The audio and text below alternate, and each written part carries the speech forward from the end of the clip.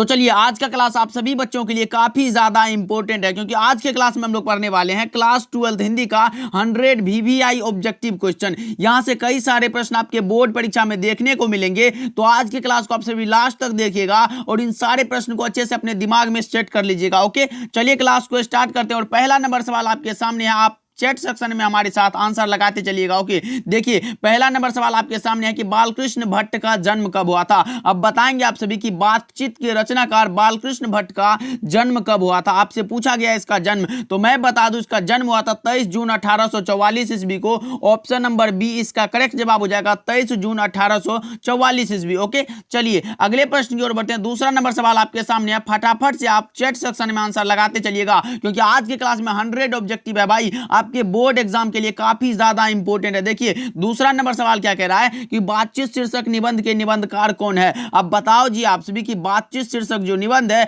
उनके निबंधकार का क्या नाम है। तो मैं बता दूं इनके निबंधकार का नाम है बालकृष्ण भट्ट। क्या? बालकृष्ण भट्ट, जिनका जन्म हुआ था 23 जून 1844 ईस्वी को। ओके, और निधन हुआ था 20 जुलाई 1914 को। अच्छे से ध्यान में रखिएगा। चलिए तीसरा नंबर सवाल देखते हैं कि गुलेरी जी ने कुल कितनी कहानियां लिखी। अब बताओ जी चंद्रधर शर्मा गुलेरी ने कुल कितनी कहानियां लिखी थी। 1 2 3 4 कितनी? उसने कहा था सुखमय जीवन और बुद्धू का कांटा। कितना हुआ? तो 3 लगा लो जी। ऑप्शन नंबर सी इसका करेक्ट जवाब हो जाएगा। आज की क्लास को आप सभी फुल एनर्जेटिक के साथ क्लास को कीजिए आप सभी और फटाफट से आंसर लगाते चलिए। देखिए भारतीय सिपाहियों का किसके साथ संघर्ष हुआ था। लगाओ फोर्थ का सही जवाब क्या होगा कि भारतीय सिपाहियों का किसके साथ संघर्ष हुआ था। फ्रांसीसियों के साथ, तुर्कों के साथ, अंग्रेजों के साथ या फिर जर्मनी के साथ। क्या होगा इसका सही जवाब? तो इसका सही जवाब हो जाएगा 4 का option number D is the correct answer of this question. Okay, चलिए 5 नंबर सवाल देखते हैं कि फ्री प्रेस के मालिक कौन थे। अब बताओ जी फ्री प्रेस के मालिक कौन थे। आत्मानंद जी, शिवानंद जी, सदानंद जी या फिर शारदानंद गुप्त। क्या होगा इसका करेक्ट जवाब? तो इसका सही जवाब हो जाएगा Sadanand ji. Option number C right answer हो जाएगा। ओके, 5 का ऑप्शन सी हो जाएगा। अच्छे से ध्यान में रखिएगा। चलिए 6 नंबर सवाल देखते हैं, संपूर्ण क्रांति का नारा किसने दिया था। बताओ जी संपूर्ण क्रांति का नारा किसने दिया था। संपूर्ण क्रांति एक प्रकार का भाषण है और यह भाषण देने वाले का नाम है जयप्रकाश नारायण। अच्छे से ध्यान में रखिएगा। ओके, चलिए इनको हम लोग लोकनायक भी बोलते हैं, यह भी ध्यान में रखिएगा। चलिए अगले प्रश्न की ओर बढ़ते हैं। 7 नंबर सवाल क्या कह रहा है कि 1974 में बिहार प्रदेश के मुख्यमंत्री कौन थे। अब बताओ जी 7 का सही जवाब क्या होगा। 1974 में बिहार प्रदेश के मुख्यमंत्री कौन थे। तो अब्दुल गफूर जी। ऑप्शन नंबर बी सही जवाब हो जाएगा। अच्छे से ध्यान में रखना कि 1974 में बिहार प्रदेश के मुख्यमंत्री अब्दुल गफूर थे। ओके, चलिए 8 नंबर सवाल देखते हैं, प्रजा सोशलिस्ट पार्टी का गठन कब हुआ था।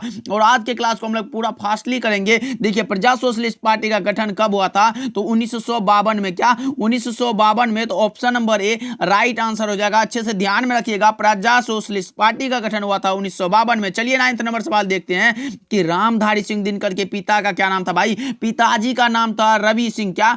पिताजी का नाम था रवि सिंह और माताजी का नाम था मनरूप देवी। ये भी ध्यान में रखिएगा। ओके, चलिए नेक्स्ट सवाल की ओर बढ़ते हैं। 10 नंबर सवाल है कि अर्धनारीश्वर कल्पित रूप है। अर्धनारीश्वर किसका किसका कल्पित रूप है ये बताना आप सभी को। शिव और पार्वती का, राम और सीता का, राधा और कृष्ण का या फिर विष्णु और लक्ष्मी का। तो इसका सही जवाब हो जाएगा शिव और पार्वती का। शंकर और पार्वती का कल्पित रूप है अर्धनारीश्वर। ओके, चलिए 11 नंबर सवाल देखिए कि प्रेमचंद जी थे। प्रेमचंद क्या थे भाई? गीतकार थे, कथाकार थे, फिल्मकार थे या फिर संगीतकार थे। फटाफट से आप चैट सेक्शन में आंसर लगाते चलो। रख हौसला वो मंजर भी आएगा, प्यासे के पास चलकर खुद समंदर भी आएगा, थककर ना बैठे मंजिल के मुसाफिर, मंजिल भी मिलेगी और आपको इसका मजा भी आएगा। देखिए प्रेमचंद जी थे कथाकार। ऑप्शन नंबर बी सही जवाब हो जाएगा। अच्छे से ध्यान में रखना। चलिए 12 नंबर सवाल देखते हैं, संस्कृति के 4 अध्याय किसकी कृति है। संस्कृति के 4 अध्याय जो रचना है वो किसकी है आप बताएंगे। गुलाबदास, हजारी प्रसाद द्विवेदी, आचार्य सीताराम चतुर्वेदी या फिर रामधारी सिंह दिनकर। तो इसका करेक्ट जवाब हो जाएगा, सही जवाब हो जाएगा रामधारी सिंह दिनकर की रचना है संस्कृति के 4 अध्याय। संस्कृति के 4 अध्याय पर रामधारी सिंह दिनकर को साहित्य अकादमी का पुरस्कार भी दिया गया था, यह भी ध्यान में रखिएगा। और उर्वशी पर ज्ञानपीठ पुरस्कार दिया गया था। चलिए 30 नंबर सवाल आपके सामने है, मालती का पति क्या है। अब बताओ जी मालती का पति क्या है। यह आपके हिंदी के 5वां चैप्टर रोज का यह क्वेश्चन है कि मालती का पति क्या है। तो यह डॉक्टर है। Option number A right answer हो जाएगा। अच्छे से याद कर लो आप सभी। चलिए 14 नंबर सवाल देखिए कि रोज इनमें से क्या है। देखो जी वही पाठ आ गया, रोज इनमें से क्या है भाई। रोज पाठ एक प्रकार की कहानी है। कहानी है क्या? ऑप्शन नंबर बी सही जवाब हो जाएगा। इसके लेखक का नाम है सच्चिदानंद हीरानंद वात्स्यायनज्ञ, ये भी ध्यान में रखिएगा। ओके चलिए अगले प्रश्न की ओर बढ़ते हैं। 15 नंबर सवाल क्या कह रहा है कि रोज कहानी के नायक लेखक कौन है। भाई बताओ आप सभी। रोज कहानी के लेखक अभी तो मैंने बताया सच्चिदानंद हीरानंद वात्स्यायनज्ञ, ऑप्शन नंबर बी सही जवाब हो जाएगा। ओके चलिए हाँ, अगले प्रश्न और बढ़ते हैं। 16 नंबर सवाल आपके सामने है, मालती किस कहानी की पात्र है। अब बताओ जी मालती किस कहानी की पात्र है। तो रोज कहानी की पात्र है। अच्छे से ध्यान में रखिएगा, आपके बोर्ड परीक्षा के लिए काफी ज्यादा इंपॉर्टेंट सवाल है आज के क्लास में भाई। फटाफट से आप लगाते चलो चैट सेक्शन में आंसर, पूरा एनर्जी के साथ लगाओ भाई। भगत सिंह के पिता का क्या नाम था। भगत सिंह के पिता का नाम पूछा गया आप सभी से, सरदार विष्णु सिंह, सरदार किशन सिंह, सरदार पीरत सिंह या फिर सरदार कीरत सिंह। क्या होगा इसका करेक्ट जवाब लगाओ आप सभी। तो इनके पिताजी का नाम था Sardar Kishan Singh, option number B सही जवाब हो जाएगा। ओके चलिए नेक्स्ट सवाल की ओर बढ़ते हैं। चोरा चोरी कांड कब हुआ था। चोरा चोरी कांड हुआ था 1922 में। कब? 1922 में। तो लगा लो क्या होगा इसका सही जवाब। Option number B right answer हो जाएगा। 18 का B is the correct answer. चलिए 19 नंबर सवाल की ओर बढ़ते हैं। भगत सिंह का जन्म कब हुआ था। अब लगाओ जी भगत सिंह का जन्म कब हुआ था। तो यह हुआ था तो 28 सितंबर 1907 को। कब? 28 सितंबर 1907 को। तो ऑप्शन नंबर ए की ओर जाओ, बहुत ही ज्यादा करेक्ट जवाब हो जाएगा। चलिए 20 नंबर सवाल की ओर बढ़ते हैं। देखिए भगत सिंह की शहादत कब हुई थी, यानी मृत्यु। भगत सिंह का मृत्यु पूछा गया है, कब हुआ था। तो यह हुआ था 23 मार्च 1931 को। क्या? 23 मार्च 1931 को। तो ऑप्शन नंबर ए सही जवाब लग रहा है। आप सब लगाओ, ऑप्शन ए सही हो जाएगा। चलिए 21 नंबर सवाल की ओर बढ़ते हैं। देखिए जगदीश चंद्र माथुर ने किस विश्वविद्यालय से एमए किया था। अब बताओ आप सभी कि जगदीश चंद्र माथुर ने किस विश्वविद्यालय से एमए उत्तीर्ण किया। भाई बताओ आप सभी 21 का सही जवाब क्या होगा। तो यह किए थे इलाहाबाद विश्वविद्यालय। क्या? इलाहाबाद विश्वविद्यालय, ऑप्शन नंबर ए सही जवाब हो जाएगा। अच्छे से ध्यान में रखिएगा आप सभी कि जगदीश चंद्र माथुर ने इलाहाबाद विश्वविद्यालय से एमए उत्तीर्ण किया। ओके चलिए 22 नंबर सवाल आपके सामने है कि गांधी जी चंपारण में कब आए थे। गांधी जी चंपारण में कब आए थे। 22 नंबर सवाल का सही जवाब क्या होगा। अप्रैल 1917 में। क्या? अप्रैल 1917 में। तो option number D right answer हो जाएगा। अच्छे से ध्यान में रखिएगा। चलिए अगले प्रश्न पर बढ़ते हैं। ओ मेरे सपने क्या है जी। बताओ आप सभी कि ओ मेरे सपने क्या है। उपन्यास है, कहानी है, खंड काव्य है या फिर नाटक है। क्या होगा इसका 23 का सही जवाब हो जाएगा। क्या? नाटक है भाई। Option number D right answer हो जाएगा। ओके चलिए नेक्स्ट सवाल की ओर बढ़ते हैं कि मोहन राकेश का जन्म कहां हुआ था। जन्म स्थान पूछा गया आप सभी को।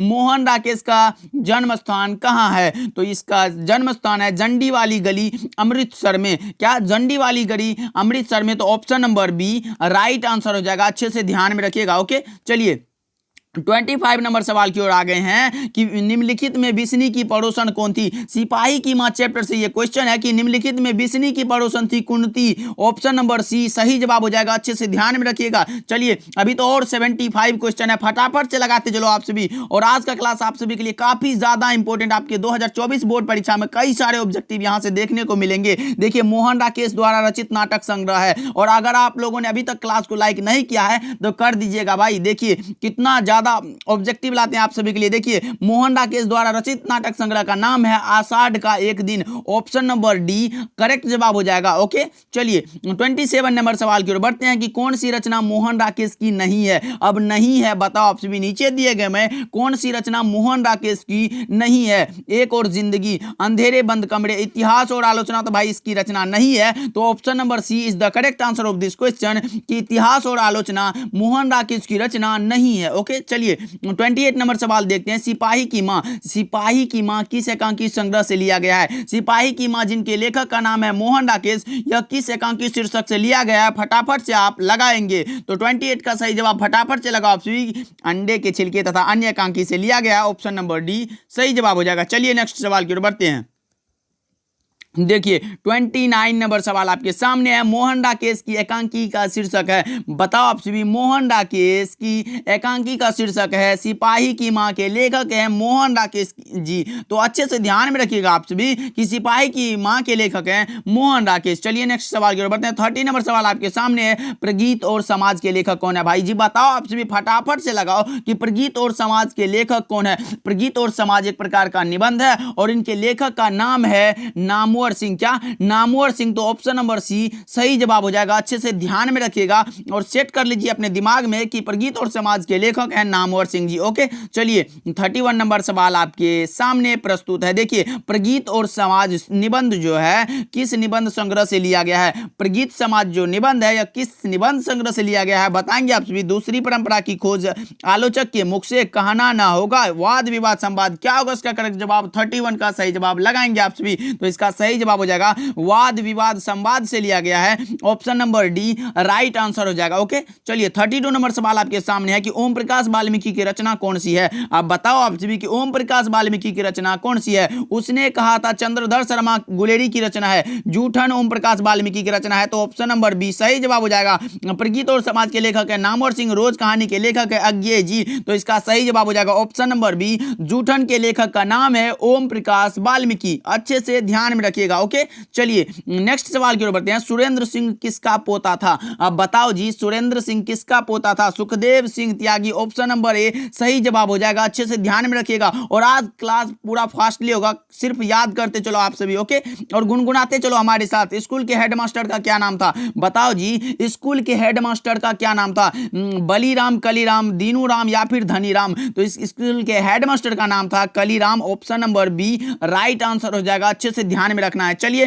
35 नंबर सवाल आपके सामने है। जूठन पाठ क्या है भाई? जूठन क्या है? जूठन चैप्टर जो है यह एक प्रकार का आत्मकथा है। तो ऑप्शन नंबर डी सही जवाब हो जाएगा। जूठन के लेखक हैं ओम प्रकाश वाल्मीकि, ये भी ध्यान में रखिएगा। चलिए अगले प्रश्न की ओर बढ़ते हैं। अर्धनारीश्वर का किस विधा से संबंध है? भाई बताओ, अर्धनारीश्वर यह क्या है? निबंध है, कहानी है, एकांकी है या फिर व्यंग्य है? तो अर्धनारीश्वर पाठ जो है यह निबंध है। क्या? निबंध है और रामधारी सिंह दिनकर के द्वारा रचित पाठ है। ओके, चलिए 37 नंबर सवाल देखिए। सुभद्रा कुमारी चौहान का निधन कैसे हुआ था? अब बताओ जी, सुभद्रा कुमारी चौहान, इनकी कृति का नाम है पुत्र वियोग। पुत्र वियोग की लेखिका है सुभद्रा कुमारी चौहान और पूछा गया इसका निधन कैसे हुआ था? तो इसका निधन हुआ था क्या? कार दुर्घटना में। ऑप्शन नंबर ए सही जवाब हो जाएगा। ओके, चलिए नेक्स्ट सवाल की ओर बढ़ते हैं कि 38 नंबर सवाल देखिए आपके सामने है कि शमशेर बहादुर सिंह ने सोवियत रूस की यात्रा कब की थी? सोवियत रूस की यात्रा कब की थी शमशेर बहादुर सिंह ने? तो यह बताएंगे आप सभी। 38 का सही जवाब क्या होगा? फटाफट से लगाओ। ऑप्शन नंबर बी हो जाएगा 1978 में। कब? 1978 में। तो ऑप्शन नंबर बी सही जवाब हो जाएगा। चलिए नेक्स्ट सवाल की ओर बढ़ते हैं। झरना शीर्षक काव्य संकलन, झरना शीर्षक काव्य संकलन किस कवि की रचना है? झरना जो है यह किस कवि की रचना है? फटाफट से लगाएंगे आप सभी। तो यह रचना है किसकी? जयशंकर प्रसाद की। झरना जो है प्रकाशित की गई थी 1918 में, यह भी ध्यान में रखिएगा। जयशंकर प्रसाद ने झरना प्रकाशित किया था 1918 ईस्वी में, ये ध्यान में रखिएगा और अच्छे से याद कर लो। नाभादास किसके समकालीन थे? अब बताओ 40 नंबर सवाल आपके सामने है कि नाभादास किसके समकालीन थे? तुलसीदास के, विनोद कुमार शुक्ल के, गजानन माधव, मुक्तिबोध या फिर भूषण के? तो नाभादास समकालीन थे तुलसीदास के। तो ऑप्शन नंबर ए सही जवाब हो जाएगा। अच्छे से याद कर लो आप सभी। 41 नंबर सवाल आपके सामने, सूरदास किस भाषा के कवि हैं? भाई बताओ आप सभी, सूरदास जी किस भाषा के कवि हैं? भाई ब्रज भाषा लगाओ। Option number C right answer हो जाएगा। अच्छे से ध्यान में रखना और अच्छे से याद करते चलो हमारे साथ और गुनगुनाते चलो। जैसे मैंने बोला सूरदास किस भाषा के कवि हैं, तो आप गुनगुनाते चलो ब्रज भाषा। सूरदास ब्रज भाषा के कवि हैं। ओके, चलिए 42 नंबर सवाल आपके सामने। अशोक वाजपेयी ने कहां रहकर स्वतंत्र लेखन किया? अब बताओ जी, अशोक वाजपेयी ने कहां रहकर स्वतंत्र लेखन किया? बंगाल में रहकर, दिल्ली में रहकर, हरियाणा में रहकर या फिर बिहार में रहकर? इसका सही जवाब हो जाएगा ऑप्शन नंबर बी, दिल्ली में रहकर अशोक वाजपेयी ने स्वतंत्र लेखन किया। तो option number B is the correct answer of this question. चलिए 23 नंबर सवाल आपके सामने है। दिगंबर शब्द का संधि विच्छेद क्या होगा? दिक धन अंबर। दिक धन अंबर यानी option number A right answer हो जाएगा। अच्छे से ध्यान में रखिएगा आप सभी। चलिए नेक्स्ट सवाल की ओर बढ़ते हैं। चतुर्भुज शब्द में कौन सा समास है? चार भुजा चतुर्भुज द्विगु हो जाएगा। ऑप्शन नंबर ए सही जवाब हो जाएगा। ध्यान में रखना आप सभी। 45 नंबर सवाल आपके सामने है कि जूठन शीर्षक आत्मकथा में स्कूल के हेडमास्टर का क्या नाम है। ये तो पहले ही आया है भाई, ये दोहराया मैं नहीं हूं। आपके बोर्ड परीक्षा में एक ही क्वेश्चन को कई तरहों से रिपीट किया गया है, इसीलिए मैंने ये दे के आप लोगों को दिखाया है कि देखो जी आपके बोर्ड परीक्षा में रिपीट भी होते हैं क्वेश्चन। देखिए जूठन शीर्षक आत्मकथा में स्कूल के हेडमास्टर का क्या नाम है, तो कलीराम ऑप्शन नंबर ए सही जवाब हो जाएगा। ओके चलिए नेक्स्ट सवाल की ओर बढ़ते हैं। 46 नंबर सवाल आपके सामने है। एक लेख और एक पत्र शीर्षक पाठ क्या है। एक लेख और एक पत्र जो शीर्षक पाठ है यह एक प्रकार का ऐतिहासिक पत्र है। Option number A right answer हो जाएगा। अच्छे से याद कर लो आप सभी। ओके चलिए 47 नंबर सवाल आपके सामने है। अधिनायक शीर्षक कविता किस कविता संग्रह से ली गई। अधिनायक रघुवीर साय की रचना है भाई। 47 का सही जवाब लगाओ आप सभी, तो इसका सही जवाब हो जाएगा ऑप्शन नंबर डी आत्महत्या के विरुद्ध से ली गई है। ओके चलिए नेक्स्ट सवाल की ओर बढ़ते हैं। 48 नंबर सवाल आपके सामने है। भूषण ने किस रस को प्रमुखता दी है भाई।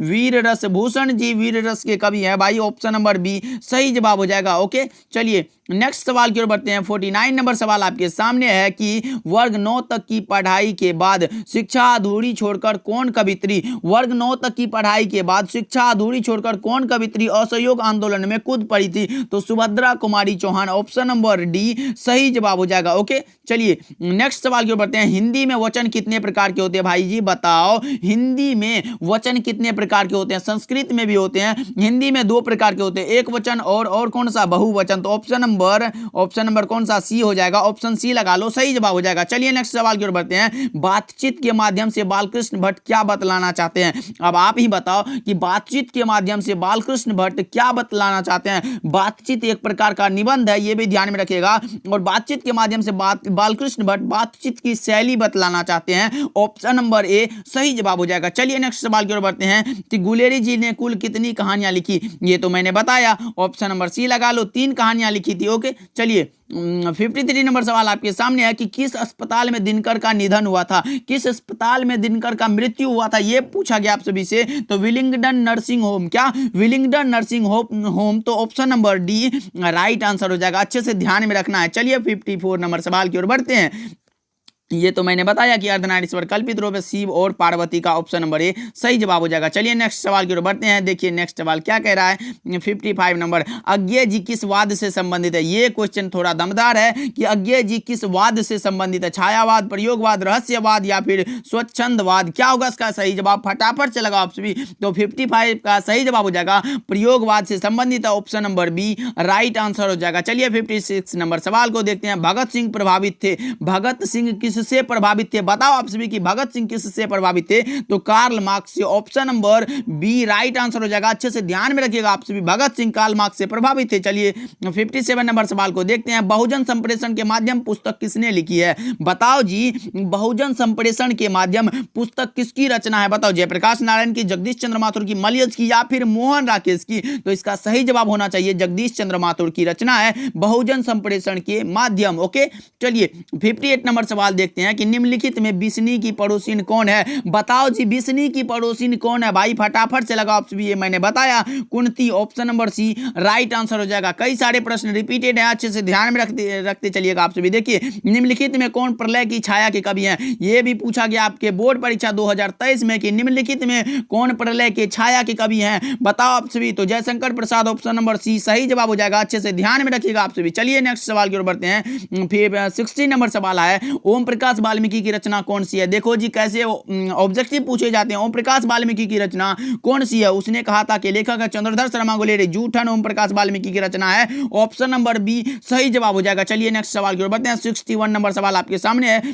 जख्म पर धूल शीर्षक कविता किसकी रचना है। जख्म पर धूल शीर्षक कविता किसकी रचना है। नामवर सिंह की, मलयज की, भगत सिंह की या फिर उदय प्रकाश की। तो 61 का सही जवाब क्या होगा, लगाओ आप सभी। तो इसका सही जवाब हो जाएगा मलयज की रचना है। Option number B right answer हो जाएगा। ओके चलिए 62 नंबर सवाल आपके सामने है। तिरिच के लेखक कौन है। अब बताओ जी तिरिच के लेखक कौन है। मलयज, मोहन राकेश, उदय प्रकाश या फिर भगत सिंह। 62 का सही जवाब क्या होगा, तो इसका सही जवाब हो जाएगा उदय प्रकाश की रचना है। तिरिच कहानी के लेखक हैं उदय प्रकाश जी। तिरिच एक प्रकार का कहानी है, यह भी ध्यान में रखते चलना है। चलिए अगले प्रश्न की ओर बढ़ते हैं। प्रेम के पीर के कवि कौन है। अब बताओ जी प्रेम के पीर के कवि, फटाफट से लगाओ आप सभी चैट सेक्शन में। तो इसका सही जवाब हो जाएगा प्रेम के पीर के कवि हैं कौन, मलिक मोहम्मद जैसी जी। ऑप्शन नंबर डी लगा लो जी, ऑप्शन नंबर डी सही जवाब हो जाएगा। चलिए नेक्स्ट सवाल की ओर बढ़ते हैं। 64 नंबर सवाल आपके सामने है। कृष्ण भक्ति शाखा के कवि कौन है भाई, कृष्ण के भक्त थे Surdas ji. Option number A right answer हो जाएगा। और राम भक्ति पूछता तो हम लोग तुलसीदास लगाते, लेकिन नहीं, यहाँ कृष्ण भक्ति पूछा गया है। ऑप्शन नंबर ए लगाना है आप सभी को और आगे निकल लेना है। देखिए 65 नंबर सवाल आपके सामने, गीतावली किसकी रचना है, गीतावली किसकी रचना है, सूरदास की, तुलसीदास की, नाभादास की या फिर मलिक मोहम्मद जैसी की। 65 का सही जवाब लगाओगे आप सभी, तो इसका सही जवाब हो जाएगा गीतावली के रचनाकार है Tulsidas. Option number B is the correct answer of this question. चलिए 66 नंबर सवाल की ओर बढ़ते हैं। भक्तमाल के रचयिता कौन है, भक्तमाल के रचयिता का नाम है नाभादास। क्या, नाभादास। तो ऑप्शन नंबर डी करेक्ट जवाब हो जाएगा, अच्छे से ध्यान में रखिएगा। चलिए 67 नंबर सवाल की ओर बढ़ते हैं। शिवराज भूषण किसकी कृति है, शिवराज भूषण भूषण जी की रचना है जी। ऑप्शन नंबर सी लगा लो। कवित्व के लेखक हैं भूषण जी और शिवराज भूषण भी इन्हीं की रचना है, यानी भूषण जी की रचना है, तो अच्छे से याद कर लो आप सभी। चलिए 68 नंबर सवाल आपके सामने है कि सरोज स्मृति किसकी कृति है। सरोज स्मृति जो रचना है वो है निराला की। किसकी, निराला की। तो ऑप्शन नंबर बी सही जवाब होने वाला है इस क्वेश्चन का, लगा लो आप सभी और अच्छे से याद कर लो। सरोज स्मृति के रचनाकार हैं निराला। ओके, चलिए 69 नंबर सवाल आपके सामने, किसका जादू टूटता है। अब ये बताना आप सभी को किसका जादू टूटता है, तो जो जादू टूटता है उषा का। क्या, option number A right answer हो जाएगा, अच्छे से ध्यान में रखते चलना आप सभी। 69 का सही जवाब ऑप्शन ए सही जवाब हो जाएगा। चलिए 70 नंबर सवाल आपके सामने है। मुक्तिबोध की मां का क्या नाम था। अब बताएंगे आप सभी, मुक्तिबोध गजानन माधव मुक्तिबोध की माता जी का नाम पूछा गया आप सभी, पुतली बाई, पार्वती बाई, अंबिका बाई या फिर राधा बाई। तो इसका सही जवाब होना चाहिए Parvati Bai, option number B correct जवाब हो जाएगा। और बालकृष्ण भट्ट की माता जी का नाम था पार्वती देवी और मुक्तिबोध की मां का नाम है पार्वती बाई। देखो दोनों में थोड़ा सा अंतर है, अच्छे से याद करने का बहुत बढ़िया तरीका है। मुक्तिबोध की माता पार्वती बाई और बालकृष्ण भट्ट की माता पार्वती देवी, अच्छे से याद कर लो आप सभी। चलिए नेक्स्ट सवाल की ओर बढ़ते हैं। आपको क्या चाहिए बताओ जी, मैं पूछ रहा हूं आपको क्या चाहिए, मतलब क्वेश्चन कर रहा हूं, तो प्रश्नवाचक हो जाएगा जी। Option number C is the correct answer of this question, लगा लो आप सभी, अच्छे से याद कर लो आप सभी। चलिए नेक्स्ट सवाल की ओर बढ़ते हैं। 72 नंबर सवाल आपके सामने है। भगवान श्री कृष्ण के कवि कौन थे, भगवान श्री कृष्ण के कवि थे कौन सा, Surdas ji. Option number D सही जवाब हो जाएगा। भगवान श्री कृष्ण के पूज्य थे वो थे सूरदास जी। ओके, चलिए नेक्स्ट सवाल की ओर बढ़ते हैं कि आपकी पाठ्य पुस्तक में, ये भी आपके बोर्ड एग्जाम 2009 का क्वेश्चन है कि आपकी पाठ्य पुस्तक में नाभादास की कविता किन कवियों के बारे में। अब बताओ आप सभी कि आपकी पाठ्य पुस्तक में नाभादास की कविता किन दो कवियों के बारे में लिखा गया है, तो कबीरदास और Surdas. Option number B right answer हो जाएगा, अच्छे से याद कर लो आप सभी। ओके, चलिए 74 नंबर सवाल आपके सामने है। जूठन क्या है, जूठन क्या है बताएंगे आप सभी। जूठन एक प्रकार का आत्मकथा है, मैंने बताया, option number D right answer हो जाएगा। चलिए नेक्स्ट सवाल की ओर बढ़ते हैं कि किस पाठ में आया है, किस पाठ में आया है कि फौजी वहां लड़ने के लिए है, वे भाग नहीं सकते, जो फौज छोड़कर भागता है उसे गोली मार दी जाती है। तो लगाओ आप सभी, यह रचना है, यह लिया गया है सिपाही की मां चैप्टर से, तो ऑप्शन नंबर सी करेक्ट जवाब हो जाएगा। ओके, चलिए नेक्स्ट सवाल की ओर बढ़ते हैं। 76 नंबर सवाल आपके सामने। 30 कहानी के कहानीकार का नाम है उदय प्रकाश। क्या, Uday Prakash. Option number A correct जवाब हो जाएगा, लगा लो आप सभी, अच्छे से याद कर लेना। ओके, चलिए 77 नंबर सवाल आपके सामने। शिक्षा शीर्षक निबंध के निबंधकार का नाम बताएंगे आप सभी। शिक्षा शीर्षक निबंध के निबंधकार का नाम है जिद्दू कृष्णमूर्ति, यानी J Krishnamurti. Option number D right answer हो जाएगा। चलिए नेक्स्ट सवाल की ओर बढ़ते हैं। 78 नंबर सवाल आपके सामने है। चंद्रधर शर्मा गुलेरी द्वारा रचित पाठ का नाम है। अब बताओ जी, चंद्रधर शर्मा गुलेरी जी के द्वारा रचित पाठ का नाम क्या है, तो ये नाम है भाई चंद्रधर शर्मा गुलेरी। उसने कहा था, क्या, उसने कहा था, रोज कहानी के लेखक हैं अज्ञे जी सिपाही की मां, मोहन राकेश की रचना है शिक्षा, जे कृष्णमूर्ति की रचना है, तो ऑप्शन नंबर बी सही जवाब हो जाएगा। उसने कहा था कि लेखक हैं चंद्रधर शर्मा गुलेरी। चलिए 79 नंबर सवाल आपके सामने है, सुभद्रा कुमारी चौहान की कविता का नाम है। सुभद्रा कुमारी चौहान की कविता का नाम है पुत्र वियोग। ऑप्शन नंबर बी सही जवाब हो जाएगा। चलिए नेक्स्ट सवाल की ओर बढ़ते हैं। 80 नंबर सवाल आपके सामने है, अर्धनारीश्वर निबंध के निबंधकार का नाम है रामधारी सिंह दिनकर। अर्धनारीश्वर निबंध है, अच्छे से ध्यान में रखिएगा, और इनके रचनाकार का नाम है, निबंधकार का नाम है रामधारी सिंह दिनकर। चलिए 81 नंबर सवाल आपके सामने है, प्यारे नन्हे बेटे को कविता में लोहा किसका प्रतीक है? बताओ आप सभी कि प्यारे नन्हे बेटे को कविता में लोहा किसका प्रतीक है? तो लोहा प्रतीक है कर्म का, तो ऑप्शन नंबर सी करेक्ट जवाब हो जाएगा। और आप लोगों ने अभी तक क्लास को लाइक नहीं किया तो भाई कर दीजिएगा, क्योंकि पीडीएफ बनाने में थोड़ा टाइम लगता है, बट कोई ना, मैं आपके लिए कुछ भी कर सकता हूँ। देखिए, गांव का घर कविता के रचयिता कौन है? भाई गांव का घर ज्ञानेंद्रपति, गांव का घर ज्ञानेंद्रपति की रचना है। Option number C is the correct answer of this question. चलिए 83 नंबर सवाल की ओर बढ़ते हैं। चंद्रधर शर्मा गुलेरी की कहानी है, चंद्रधर शर्मा गुलेरी की कहानी का नाम है उसने कहा था। ऑप्शन नंबर सी करेक्ट जवाब हो जाएगा। आपके बोर्ड एग्जाम में कई सारे ऐसे प्रश्न हैं जो आपके बोर्ड परीक्षा में कई बार रिपीट हुए हैं, वही सारे क्वेश्चन आज मैं आपको दिखाने के लिए लाया था। देखिए, रोज शीर्षक कहानी के लेखक कौन है? तो अज्ञेय जी। क्या? अज्ञेय जी। ऑप्शन नंबर बी सही जवाब हो जाएगा। अच्छे से याद कर लो आप सभी। देखिए, अर्धनारीश्वर पाठ के लेखक कौन है? ये भी आपके बोर्ड एग्जाम में पूछा गया है, रामधारी सिंह दिनकर, याद कर लीजिए। ओके, चलिए 86 नंबर सवाल आपके सामने, अधिनायक के लेखक कौन है? अधिनायक के रचनाकार है गजानन माधव मुक्तिबोध। अधिनायक रघुवीर सहाय, गजानन माधव मुक्तिबोध, भूषण या फिर तुलसीदास। ये भी लगाओ आप सभी।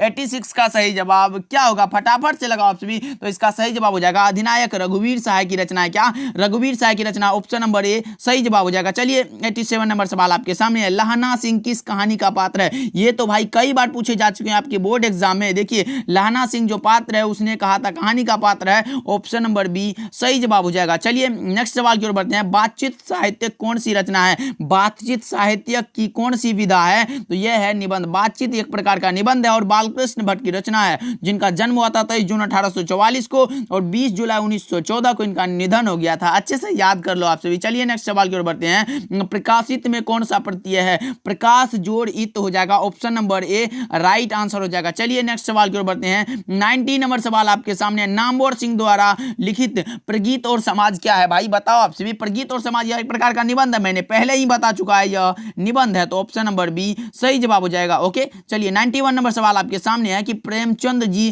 किस काल के कवि थे? प्रेमचंद किस काल के कवि थे? ये लगाना आप सभी को। प्रेमचंद किस काल के कवि? आदिकाल, भक्ति काल, रीति काल या फिर आधुनिक काल? तो ऑप्शन नंबर डी लगा लो जी, आधुनिक काल के कवि हैं। Option number D is the correct answer of this question. चलिए 56 शीर्षक कविता के लेखक कौन है? 56 नाभादासी की रचना है भाई। ऑप्शन नंबर डी सही जवाब हो जाएगा। अच्छे से ध्यान में रखिएगा आप सभी कि 56 शीर्षक कविता के लेखक है नाभादास जी। ओके, चलिए नेक्स्ट सवाल की ओर बढ़ते हैं। 93 नंबर सवाल आपके सामने है कि सूरसागर के कवि हैं सूरसागर सूरदास की रचना है। मैंने पिछले क्लास में भी बताया था कि सूरसागर सूरदास की रचना है। चलिए नेक्स्ट सवाल की ओर बढ़ते हैं कि नर का विपरीतार्थक शब्द, उल्टा शब्द पूछा गया है, नर का उल्टा क्या होगा? तो नारी। ऑप्शन नंबर डी सही जवाब हो जाएगा। ओके, चलिए 95 नंबर सवाल आपके सामने है, स्तुति का विलोम क्या होगा? स्तुति का विलोम हो जाएगा निंदा। क्या? निंदा। तो option number A right answer हो जाएगा। अच्छे से याद कर लो आप सभी कि स्तुति का विलोम निंदा हो जाएगा। चलिए 96 नंबर सवाल की ओर बढ़ते हैं। पीताम्बर में कौन सा समास है? पीताम्बर में कौन सा समास है? पीताम्बर में समास होगा वो होगा कर्मधारय। क्या? कर्मधारय हो जाएगा। तो ऑप्शन नंबर सी सही जवाब हो जाएगा। 96 का सी सही जवाब है। ओके, चलिए 97 नंबर सवाल आपके सामने है, अज्ञान में कौन सा उपसर्ग है? अज्ञान, अ हो जाएगा। ऑप्शन नंबर सी सही जवाब हो जाएगा। ये भी ध्यान में रखिएगा, अज्ञान में उपसर्ग है ओ। ओके, चलिए 98 नंबर सवाल आपके सामने, दूसरा सप्तक का प्रकाशन वर्ष है। कब हुआ था दूसरा सप्तक का प्रकाशन? बताएंगे आप सभी। 1951 में। कब? 1951 में। तो option number B right answer हो जाएगा। ओके, चलिए 99 नंबर सवाल आपके सामने है, तुलसीदास के बचपन का क्या नाम था? राम बोला। राम बोला। ऑप्शन नंबर ए सही जवाब हो जाएगा। राम बोला। तुलसीदास के बचपन का नाम था राम बोला। चलिए 100 क्वेश्चन की ओर एंड लास्ट सवाल है आज की क्लास का। देखिए, दिन का विशेषण शब्द है, दिन का विशेषण दैनिक हो जाएगा। ऑप्शन नंबर बी सही जवाब हो जाएगा। ओके, तो चलिए आज का क्लास हुआ खत्म, और बताना आप कमेंट करके कि आज का क्लास कैसा लगा। और हाँ, अभी तक क्लास को लाइक नहीं किया तो भाई कर दीजिएगा, और अपने दोस्तों के भी पास शेयर कर दीजिएगा जिससे उसका भी फायदा हो जाए। 100 ऑब्जेक्टिव है भाई, उसको भी शेयर कर दीजिएगा। तो चलिए क्लास हुआ खत्म, मिलते हैं अगले क्लास में। क्लास कैसा लगा कमेंट करके जरूर बताइएगा। मिलते हैं इंपॉर्टेंट क्लास के साथ, तब तक के लिए बाय बाय।